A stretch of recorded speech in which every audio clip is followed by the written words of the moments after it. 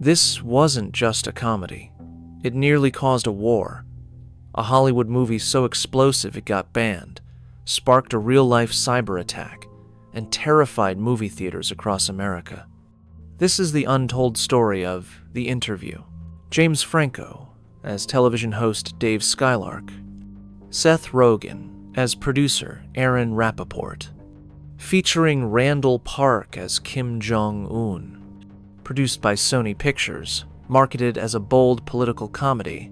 In the fictional talk show Skylark Tonight, host Dave Skylark interviews celebrities about personal topics. The show's broadcast gets interrupted by news reports about North Korea regarding its leader, Kim Jong-un, and concerns about North Korea's nuclear weapons. Skylark and his crew later celebrate producer Aaron Rappaport's 1,000th episode. Another producer later criticizes the show as not being a real news program. Upset by this, Rappaport urges change. Skylark agrees, and later discovers Kim is a fan, prompting Rappaport to arrange an interview. CIA agent Lacey visits the duo and requests that they assassinate Kim with a transdermal strip of ricin via handshake to prevent a possible nuclear launch against the West Coast. They reluctantly agree. Geo from Oracle carries the strip inside a gum pack. Upon arrival in Pyongyang, the group is greeted by North Korean chief propagandist Suk-yin Park and taken to the palace. There, they're introduced to Kim's security officers, Ko and Yu, who are suspicious of them. When Ko finds the strip, he chews it, mistakenly assuming it is gum. After making a secret request for help, Lacey airdrops them 2 more strips via a drone. However, to get it back to their room, Rappaport is forced to evade a Siberian tiger and hide the container in his rectum before getting caught and stripped naked by security.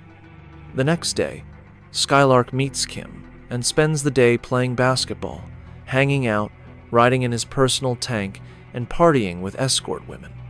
Kim convinces Skylark that he is misunderstood as a cruel dictator and a failed administrator. At a state dinner, Ko suffers a seizure and diarrhea from the ricin poisoning, accidentally shooting Yu before dying. A guilt-ridden Skylark discards one of the ricin strips the next morning and thwarts Rappaport's attempt to poison Kim with the second strip.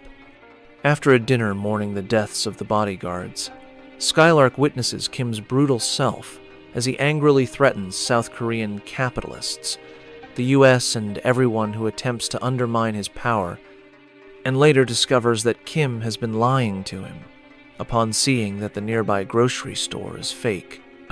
At the same time, while seducing Rappaport, Suk reveals that she despises Kim and apologizes for defending his regime. Skylark returns and tries to get Suk's support to assassinate Kim. Still, she disagrees, suggesting instead to damage his cult of personality and show the North Korean people the dire state of the country. The trio devises a plan to expose Kim on air, arming themselves with guns.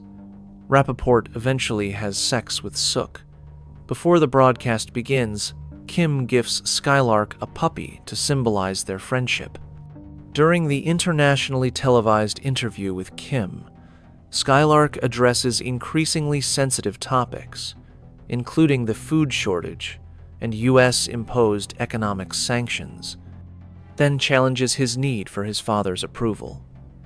Rappaport takes over the control room to fight off the guards trying to cut the broadcast.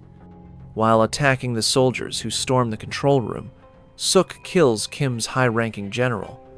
Initially resistant and rebuffed by Skylark's claims, Kim cries and defecates himself after Skylark, having known his fondness for Katy Perry, betrays him by singing Firework, ruining his reputation. Kim, enraged at Skylark's betrayal, shoots him and vows revenge by preparing the nuclear missiles. Skylark, whose bulletproof vest has saved him, regroups with Rappaport and Suk to escape and hijacks Kim's tank to get to their pickup point, killing more soldiers in the process. Kim chases the group in a helicopter, only to be shot down by Skylark before he can issue the command to launch the nuclear missile. With the nuclear threat thwarted, Suk guides Skylark and Rappaport to an escape route, explaining that she has to return to Pyongyang to maintain security. Skylark and Rappaport are later tracked down and rescued by SEAL Team 6 members disguised as North Korean soldiers. In the US, Skylark writes a book about his experience in North Korea. Rappaport returns to work as a producer and maintains contact with Suk via Skype, and North Korea becomes a denuclearized democracy under Suk's interim leadership. North Korea called it an act of war. Sony's servers were hacked by the Guardians of Peace. Threats were made against theaters showing it. Major cinema chains pulled the movie days before release. Sony eventually released it digitally, a first for such a film, became a digital hit, despite limited theatrical release, sparked global debate on free speech versus political provocation. North Korea praised the hack as righteous, but denied involvement. The US officially blamed North Korea for the cyber attack, set precedent for how Hollywood deals with censorship threats. The interview proved a comedy could almost ignite conflict. For more videos about banned movies that shook the world, hit that subscribe button and explore the darkest corners of Hollywood with us.